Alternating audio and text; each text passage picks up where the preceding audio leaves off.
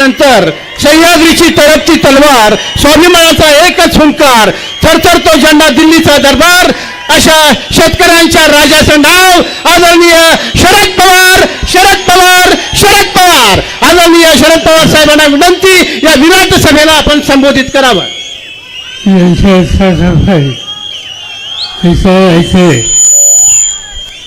आणि 6 महिन्यापूर्वी देशाची लोकसभेची निवडणूक झाली.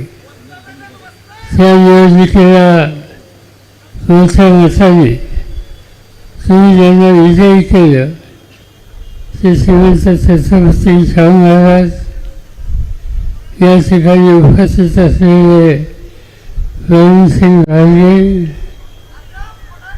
पक्षाचे अध्यक्ष पाटील, आपल्या सगळ्यांच्या भगिनी स्वातीताई कोळी, नर्मदा घालगे, संजय पवार, सुनील शिंदे, डॉक्टर प्रकाश शहापूरकर, संग्रामसिंह नरवाले, सुकुमार कांबळे, अखिलेश राजे घालगे, बाबासाहेब पाटील, ॲडव्होकेट कुणाले, शिवानंद माळी, काँग्रेस शिवाजीराव मजदूर आणि या दोन्ही मतदारसंघाचे आपले उमेदवार समोरसिंह घालगे आणि सौ नंदाताई वावळकर उपस्थित बंधू भगिनी. मध्यंतरी मी कागद येऊन गेलो. आता लोकसभेची निवडणूकच्या काळात होते. त्याच्यानंतरच्या काळामध्ये जे काही करायचं ते लोकसभेच्या कामाचा आपण लोकांनी निर्णय घेतले. मी सगळीकडे सांगतोय की लोकसभेच्या निवडणुकीला एक वेगळी स्थिती होती. ती स्थिती अशी होती की देशाचं प्रधानमंत्रीपद हे नरेंद्र मोदींच्याकडे होतं आणि देशामध्ये फिरून ठिकठिकाणी लोकांना सांगत होते की मला 400 खासदार निवडून द्या. देश चालवायचं असेल, पार्लमेंटचं बहुमत ठेवायचं असेल, मंत्रिमंडळाचा कारभार करायचा असेल तर फार 375 380 एवढे खासदार असले तरी पुढे होऊ शकते. आणि असं असताना 400 आणले का? आणि लोकांनी विचार केला की याच्यावर काहीतरी डावपेच असण्याची शक्यता नाकारता येते. त्याला उत्तर कसं द्यायचं याचा विचार आम्ही लोकांनी केला. एक बैठक बोलवली. त्या बैठकीला सोनिया गांधी होत्या, राहुल गांधी होते, मी स्वतः होते, शेजारच्या कर्नाटकचे मुख्यमंत्री होते, तामिळनाडूचे मुख्यमंत्री होते, दिल्लीचे मुख्यमंत्री केजरीवाल होते, कम्युनिस्ट पार्टीचे नेता होते, आंबेडकरांच्या विचाराला प्रामाणिकपणे साथ देतात असे अनेक सहकारी होते. आणि सगळ्यांनी बसून ठरवलं की ज्या 400 जागाचा आग्रह आहे याचा स्वच्छ अर्थ आहे की या देशाला डॉक्टर आंबेडकर यांनी घटना दिली आणि त्या घटनेमध्ये काही सुधार करायचा, परिवर्तन करायचा, तर त्यासाठी अधिक खासदारांची आवश्यकता. आज देशात तुम्ही मिळत नाही की बाबासाहेबांच्या घटनेला काही दुरुस्त करायची आवश्यकता आहे. मोदी साहेबांचा हा विचार का होता? त्याच्यामध्ये काय होतं हे सांगू शकत नाही. पण जे होतं ते देशाच्या लोकशाहीच्या दृष्टीने घातक होतं. आणि आम्ही सगळ्यांनी ठरवलं की या इथे लोकशाहीची निवडणूक एकत्रित आहे. ठिकठिकाणी विचारविनिमय करून उमेदवारांची निवड करायची. आणि काही झालं तर संविधानावर धक्का न बसण्याची स्थिती करायची असेल तर जास्तीत जास्त लोक निवडून आणायचे आणि मोदी साहेबांचा 400चा नंबर हा खाली कसा आणता येईल तो प्रयत्न करायचा. ठिकठिकाणी संघटन केलं. महाराष्ट्रामध्ये महाविकास आघाडीची स्थापना केली. जागांची वाटणी केली आम्ही. अधिक जागा मागायच्या नाहीत हा विचार केला आणि महाराष्ट्राच्या जनतेच्या समोर असंच आहे की शाहू महाराजांनी उभं राहावं हा आम्हा सर्वांचा आग्रह होता.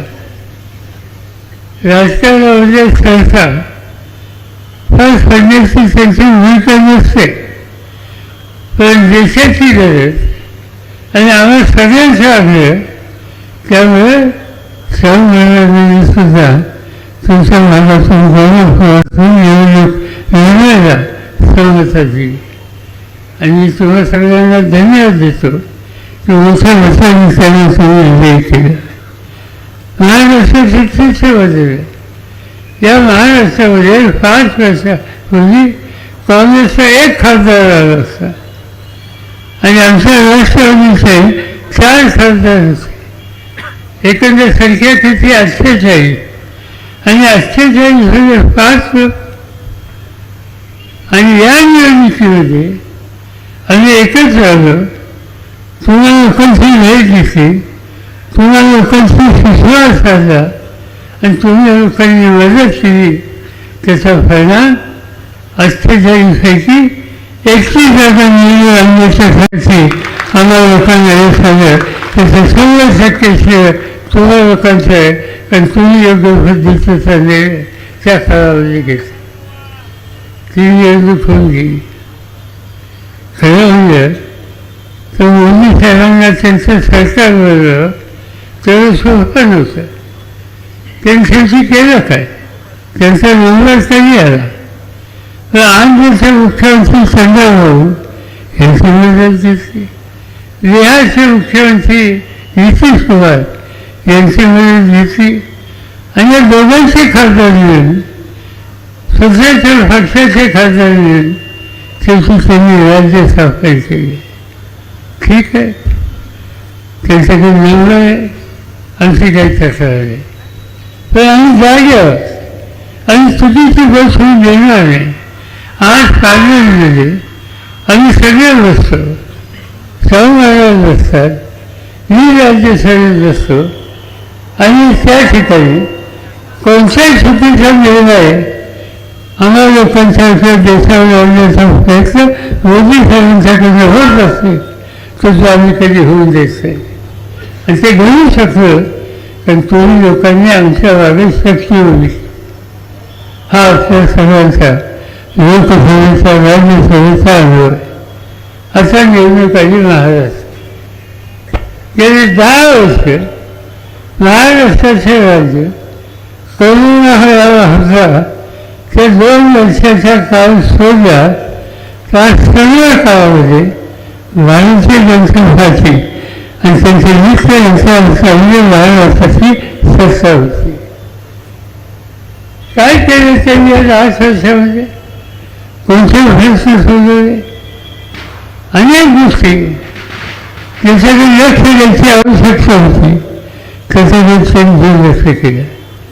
पण कालच्या लोकसभेमध्ये त्यांना जो फटका बसला त्याचा परिणाम लोकांना आपल्या बाजूला वळत जाईल यासाठी काही लोकप्रिय होणारा योजना जसा येईल का याचा विचार त्यांनी केला. आणि पहिली योजना काढली माझी लाडकी बहीण आणि त्या लाडक्या बहिणीला महिना 1500. काही हरकत नाही, माझी काही तक्रार नाही. तुमच्या माझ्या मुलीला बहिणीला सरकार 1500 रुपये देत आहे तर तक्रार करायचं काही कारण नाही. पण एकदम हे बहिणीचा प्रेम का आलं, लोकसभेत तरी फैसला दिला म्हणून बहीण असून त्याचं बहिणीची नोंद कधी घेतली नसते.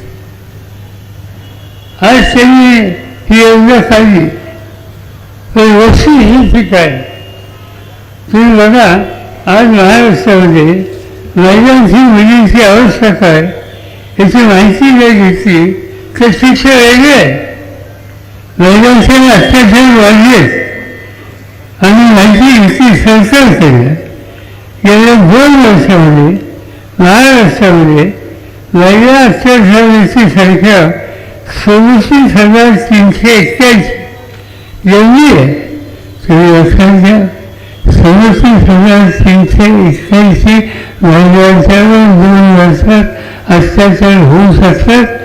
याचा स्वच्छ अर्थ आहे की महिलांच्या सन्मानासाठी गप्पा लोक महिलांच्या रक्षणासाठी कुठल्याच प्रकारची भावना शकत नाही. जो आकडा असतो महाराष्ट्रात महिलांच्या अत्याचारानुसार त्याचं तत्वज्ञान पोलीस स्टेशनला त्याची नोंद त्याची माहिती घेतली तर 2 तासावर 5 महिन्यांच्यावर अत्याचार झाला अशा तक्रारी पोलीस स्टेशनच्या दिसतात. एवढंच नाही तर आणखी एक समस्या महिलांच्या बाबतीत तुमच्यामध्ये महाराष्ट्रामध्ये आणि ते म्हणजे मुली होऊन गेल्या तर लोकां त्यांना त्यांचा फक्त मदत अशी शिकली आणि त्या दिसते परिस्थितीला माहिती मिळून करायची.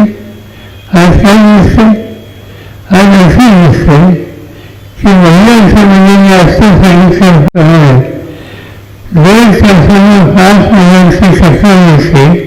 तसं दर वर्षाची आकडेवारी गोळा केली तर महाराष्ट्रामध्ये 64,000 महिला आणि मुली या बेफक्त आहेत.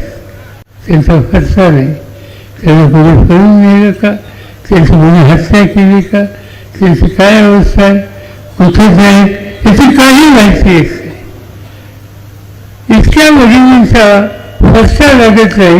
हे चित्र महाराष्ट्रात असेल तर आमचे अवतीवरील हे भूमिका मंडळाचा नैतिक अधिकार या नागरिकांना आहे.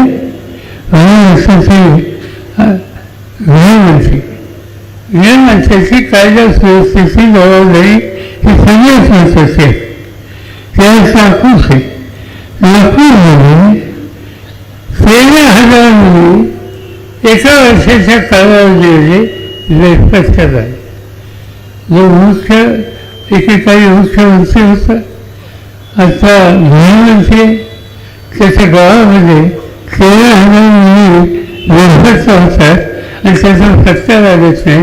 कसलं राज्य आहे काय आहे? मुलींचं संरक्षण करण्याची मतमान्यता येणं अधिकार नाही. याचा अर्थ स्वच्छ आहे की ज्या तुमच्या माझ्या मुलीची बहिणीची आयांची काळजी घेऊ शकत नाही, त्यांचं रक्षण करू शकत नाही, छत्रपती शिवाजी महाराजांच्या राज्यामध्ये स्त्रीचा अपमान अशांना याची सुद्धा कुठे संधी देण्याची मागण्याची अपेक्षा त्यांनी करू नये ही सांगायची वेळ आली. महाराष्ट्रामध्ये नेहमी स्त्रियांचा सन्मान झाला. एक गोष्ट सगळ्या इतिहासामध्ये आपण वाचली. कल्याणच्या सुभेदाराच्या हल्ला केल्याच्या नंतर त्याची सुंदर दिसणारी सून शिवाजी महाराजांच्या समोर आली. छत्रपतींना ते आवडलेले. त्यांनी स्वच्छ भागात सांगितलं की माझी माता माझी आई ही अशी सुंदर दिसती असते या मुलीसाठी तर माझ्याकडे सुद्धा ती सुंदरता आली असते. शिवाजी महाराजांनी त्या मुलीचा सन्मान केला, साधी सोनी दिली आणि सन्मानाने भेट असतो. ही महाराष्ट्राची संस्कृती. महिलांच्याकडे बघायचा हा महाराष्ट्रात दृष्टिकोन आहे. आणि आजचे राज्यकर्ते एवढ्या मोठ्या प्रमाणात फोडाफोडी होतात, गायब होत आहेत, अत्याचार होत आहेत, त्यासंबंधी धुमकूनसुद्धा बघायला तयार नाही. ही गोष्ट आपल्याला विचार करण्यासाठी आणि राज्य द्यायचं असेल की यांच्या हातात राज्य द्यायचं नाही, हा निकाल घ्यायचा. दुसरा प्रश्न आहे शेती आणि शेतकरी. आज काय चित्र दिसत आहे? महाराष्ट्रामध्ये तुमच्यासारखे कोट्यावधी शेतकरी कष्ट करतात, घाम करतात, उत्पादन वाढवतात आणि देशाची राज्याची अन्न धान्याची गरज भागवतात. एका बाजूने हे काम त्यांच्याकडून होतं आणि दुसऱ्या बाजूने आपल्याला अलीकडे शेतकऱ्यांची आत्महत्या ही लोक बघायला दिसते. कठीण अवस्था आहे. शेतकरी आत्महत्या का करतो, कुठं करतो? महाराष्ट्रातील स्वतंत्र चित्रपटीचं त्या मुंबईमध्ये मराठवाड्यामध्ये पश्चिम महाराष्ट्राच्या काही जिल्ह्यात आपल्याला शेतकऱ्यांच्या आत्महत्येची माहिती मिळते, मोठ्या प्रमाणात मिळते. मला आठवतं आहे मी कागद आलो होतो त्यावेळेला सांगितलं होतं, मी केंद्र सरकारमध्ये होतो, शेती खात्याचं काम माझ्याकडे होतं आणि एक दिवशी मला कळलं की यवतमाळच्या कलेक्टरच्या कळलं की त्यांच्या यवतमाळ जिल्ह्यामध्ये एका शेतकऱ्याने आत्महत्या केली. मी चौकशी केली की आत्महत्या का केली. आणि सांगितलं आलं की तो कर्जबाजारी होता. कशामुळे कर्जबाजारी होता? त्याचा हाताची सोन्यासारखं ही उद्ध्वस्त झाले, अतिवृष्टी. मला असं वाटलं की तिथे जाऊन बघावं. मी स्वतः गेलं. त्याच्या घरात आत्महत्या होती, त्या घरच्या लोकांना दिसलं. म्हणून घराचा करता माणूस आत्महत्या करून सोडून गेला होता. त्याची मुलगी होती, त्याचा मुलगा होता आणि त्याची पत्नी होती. त्या माऊलीला विचारलं, तुझ्या नवऱ्याने आत्महत्या का केली? ती म्हणू शकत नव्हती, जसा रडत होती. मी समजूत काढली आणि तिने सांगितलं की तुझ्या घरात बोलण्याचा इतिहास होऊ नये असं तुम्ही वाचत असेल तर सत्य सांग, मला सरकारच्या वतीने काही करता आलं तर करण्याचं समाधान मला मिळेल. तिला विचारलं का नवऱ्याने आत्महत्या केली? तिने सांगितलं की आमच्याकडं कापसाचं पीक येतं, कापसावर ही याने घ्यावं लागतं, त्याची किंमत जास्त असते, फवारणी करावी लागते, त्यासाठी औषधं घ्यावी लागतील. माझ्या माणसाने बँकेचं कर्ज काढलं आणि मी याला औषधाची व्यवस्था केली, खताची व्यवस्था केली, मजुरीची व्यवस्था केली, सोन्यासारखं पीक आलं आणि अतिवृष्टी झाली, सगळं पीक उद्ध्वस्त झालं. दुसऱ्या वर्षी पुन्हा माझ्या नवऱ्याने पीक घ्यायचं ठरवलं, पण पहिले जे फुलफलचे पैसे काढले होते ते देता आले नाही, तो सगळा केला झाला. त्यामुळे त्याला खाजगी सावकाराच्या दरवाज्यात जावं लागलं आणि सावकाराकडून पैसे घेतले. तसाच खर्च केला कापसा. पुन्हा दुसऱ्या वर्षी लाल्या नावाचा रोग कापसाला असतो, तो रोग फळला आणि सगळं पीक गेलं. दोन्ही पिकं गेली, पण त्या पिकाच्यासाठी जी भांडवली गुंतवणूक केली ती मात्र त्याच्या डोक्यावर आली आणि त्याची वसुली याच्यासाठी सावकाराचा सगळा त्याचा वाढ झाला. एक दिवशी सावकार त्याच्या घराला पैशाची मागणी केली, तो देऊ शकला नाही. त्याच्या घराची मागणी करून राहण्यासाठी त्या माणसाला अतिशय दुःख झालं. त्या गृहस्थांनी आत्महत्या केली आणि माऊलीने विचारले की आत्महत्या कारण? त्यांनी कारण एकच सांगितलं की वाहिनी तुम्ही बाहेर निघाली, समाजात आमच्या अवधी गेली, आमच्या अवधीचा फंचवाळा झाला, मुलीचं लग्न ठरलं होतं, बाहेरने लग्न बोललं कारण माझ्या घरची काय स्थिती याचा अंदाज त्यांना आलेला. म्हणजे आत्महत्या उगीच कोणी करत नाही, आत्महत्या करण्याची स्थिती आलेली आहे. आणि ती स्थिती घालायची असेल तर उत्पादन खर्चाचा विचार करून शेतीमालाला रास्त किंमत मिळालीच पाहिजे. ही गेल्या 5-7 वर्षामध्ये महाराष्ट्राच्या भाजपच्या सरकारने याच्यामध्ये अधिक लक्ष दिले जाईल आणि त्यामुळे देशात सगळ्यात जास्त आत्महत्या शेतकऱ्यांच्या दुर्दैवानं महाराष्ट्रामध्ये झाला, महाराष्ट्राची वेळ जर समोर देशामध्ये झाली. आणि आज तेच लोक मत वाढण्याच्यासाठी आपल्या सगळ्यांच्या पुढे येतील. तिसरा वर्ग महाराष्ट्राचा तो तरुणांचा. आपण शाळा कॉलेजेस काढल्या, कधी बाबा फासाने रयत शिक्षण संस्थेची स्थापना केली, 4 लाख विद्यार्थीच्या संस्थेची. गावागावामध्ये जिल्ह्यामध्ये अनेक संस्था निघाल्या. का करणार उत्तम प्रकारची संस्था आहे, गणहिंद्र या ठिकाणी संस्था आहे. शिक्षित अनेक लोक उत्तम शिक्षक म्हणून महाराष्ट्रामध्ये काम करत आहे. स्वातीताई या ठिकाणी आहेत, नेहमीचं काम करत असताना सुद्धा महाविद्यालयामध्ये एक उत्तम शिक्षिका म्हणून सुद्धा ते काम करतात. अशा अनेकांनी शैक्षणिक क्षेत्रामध्ये मोठं काम महाराष्ट्रामध्ये केलं. त्याचा अभिमान आपल्या सगळ्यांना आहे. पण दुसरा एक प्रश्न त्याचा उभा राहिला, आणि तो प्रश्न कोणता? मुलं शिकतात, पदवीधर होतात, नोकरीचा भत्ता कुठे, नोकऱ्या मिळत नाही.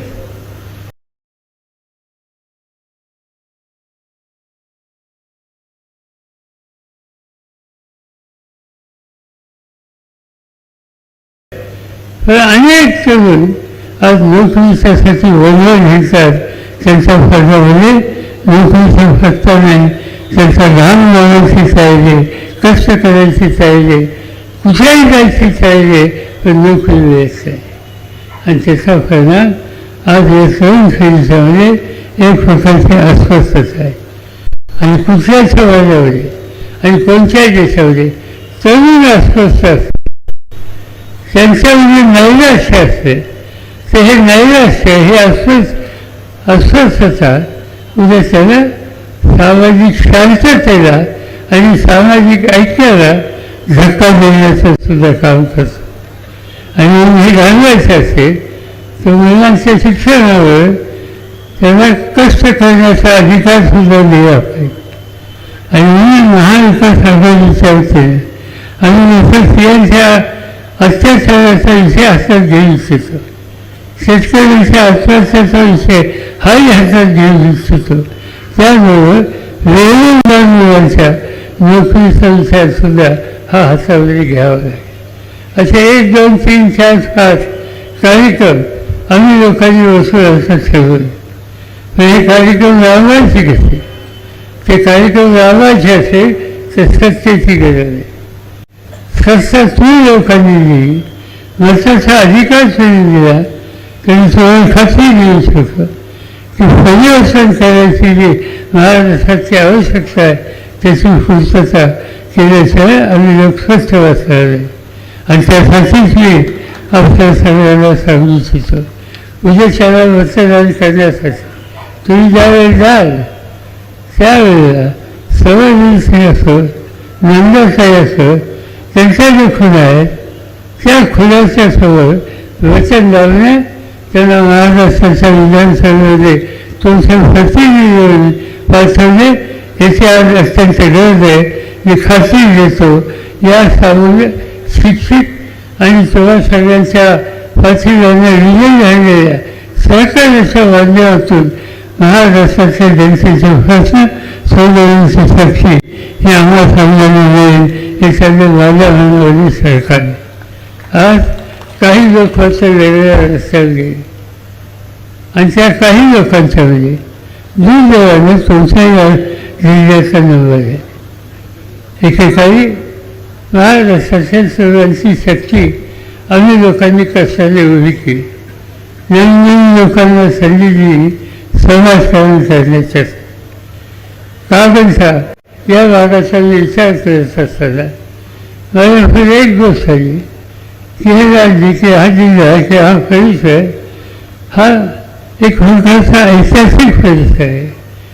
शाहू महाराजांचा विचार सामान्य माणसांनी स्वीकारलेला असा हा परिसर आहे. हा संस्था लोकांच्यासाठी वापरायची असते आणि ती वापरत असताना जात-पात धर्म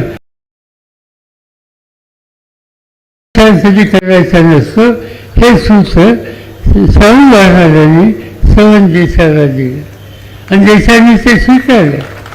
खूप आपल्याला असं असतं की संविधानाचं नाव, महात्मा ज्योतिबा फुल्यांचं नाव, सावित्रीबाई फुल्यांचं नाव हे महाराष्ट्रापुरतं सीमित आहे. पहिली गोष्ट खरी नाही. मी बिहारमध्ये जातो, संविधानाचं नाव लोक घेतात. मी उत्तर प्रदेशमध्ये जातो, जिल्ह्याचं नाव शाहू जिल्हा म्हणून त्या ठिकाणी बघावी. तशाच प्रकारची नावं या अन्य राज्यांमध्ये सुद्धा महात्मा ज्योतिबा फुल्यांच्याबद्दल निघतात, आंबेडकरांच्याबद्दल असतात, सावित्रीबाईंच्याबद्दल असतात, शाहू महाराजांच्याबद्दल असतात. ते पाहिल्याच्या नंतर अभिमानाने छाती फुगते की माझ्या महाराष्ट्रामध्ये अशी दृष्टी असलेले आणि कर्तृत्व असलेले महान नेते आमच्या मातीमध्ये जन्माला आले, ज्यांचा स्वीकार सर्व देशांनी केलेला आहे. आणि ही त्या ठिकाणची स्थिती आज आपल्याला बघायला दिसते. आणि म्हणून आम्ही ह्या विचार करतो की राज्य या सगळ्यांचा पाठिंबा तुम्ही लोकांनी त्यांची शक्ती वाढवून दिल्याच्यानंतर हे राज्य योग्य रस्त्यावर न्यावं लागेल. आणि त्याचा विचार करत असताना आम्ही हा विचार केला, कोण कोणत्या जातीचा आहे, कोण कोणत्या धर्माचा आहे, कोण कुठला आहे, याचा विचार आम्ही कधी केला नाही. आणि विशेषतः हा विचार केला, समाजाचे लहान घटक असतील, अल्पसंख्याक असतील, त्यांचा सन्मान केला पाहिजे, त्यांना संधी द्यायला पाहिजे. आणि त्याच विचारातून कोल्हापूरचा विचार करत असतात आम्ही लोकांनी सुसंवाद साधला अनेकांच्यावर, अनेकांची नावं पुरवली आणि त्याच्यामध्ये हसन युसूफ खानचं नाव हे सुद्धा आमच्या पुढे आलं. आणि हे नाव आलं त्यावेळेला आम्ही अक्षर बसून चर्चा केली. लहान समाजाचा घटक काम करण्याची तयारी आहे असं सांगतात, त्यांना शक्ती दिल्या आणि शक्ती दिली. मी स्वतः तुमच्या भागात आलो, जाहीर सभा घेतल्या, तुम्ही लोकांनी साथ दिली. महाराष्ट्राच्या विधानसभेत त्यांना जातात. महाराष्ट्रामध्ये आम्हा लोकांचं त्या ठिकाणी संख्याबळ वाढलं आणि आमच्या संख्याबळामध्ये काही लोकांना मंत्रिमंडळाची जबाबदारी द्यावी हा विचार आमच्या सगळ्यांच्या सोबत होता.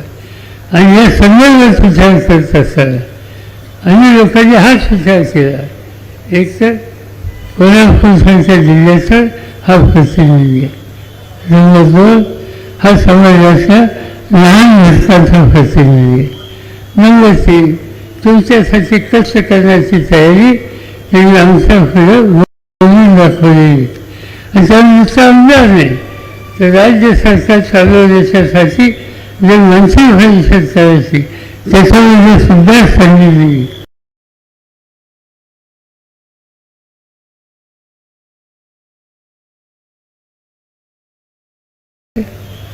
ज्या वेळेला महाराष्ट्राची गरज आहे, महाराष्ट्रावर धोकेबाजी करण्याचं काम केंद्र सरकारकडून होते, नरेंद्र मोदींच्या सरकारकडून होते. महाराष्ट्राला सन्मानाची वागणूक मिळत नाही. महाराष्ट्राच्या प्रश्नाची मांडणी आम्ही केल्याच्यानंतर त्याची सोडवणूक करण्यासाठी सरकार मिळत नाही.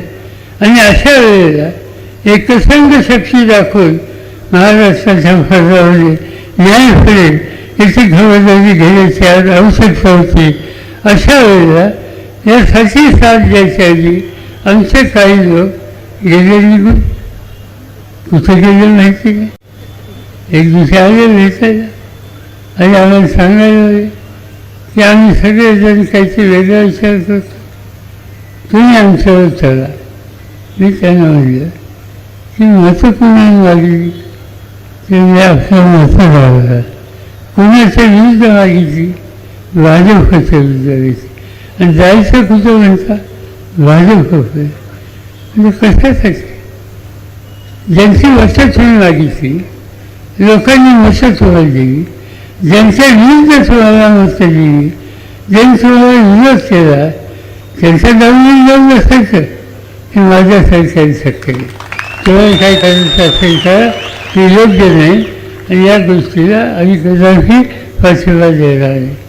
आणि काही लोकांनी त्याच्यामध्ये तुमच्याही होते आपला त्यांनी हळूच करण्यास सांगितलं तर तुम्ही हे आमची बाबतीचा विचार नाही केला तर आम्हाला आज जावं लागेल म्हणजे आज करून चोरला आणि 4 दिवसांनी वाचायला मिळालं त्यांच्या घरावर ईडीची धाड पडली चौकशी केली खरं काय ते ईडीची धाड पडली ही गोष्ट खरी आणि त्यांच्या घरातच कोणतंही सांगितलं एका वडिलांनी सांगितलं ज्या पद्धतीची तुम्ही आम्हाला वागणूक देताय ही वागणूक देणार असेल तर त्यांना घ्या आम्हाला गोळ्या घाला अशा प्रकारचं मत त्यांच्याच कुटुंबात कोणत्याही मानले असं माझ्या वाचनात हे सगळं घडलं आणि ते घडू नये त्याच्यासाठी हा बाकीचा उद्योग या लोकांनी केला आणि त्याच्यामध्ये सत्यता किती आहे हे परवा छगन भुजबळांनी एक मंत्री त्यांचे सिनियर आहे त्यांनी सांगितलं त्यांना प्रश्न विचारला की तुम्ही पक्ष सोडून या लोकांच्याकडे का गेला भुजबळांनी सांगितलं गेलो नसतो तर अंतिम सुरुवात जावं नसतं एकदा 6 महिने जाऊन आलो तिथे गेल्यावर काय होतं मी अनुभवले असं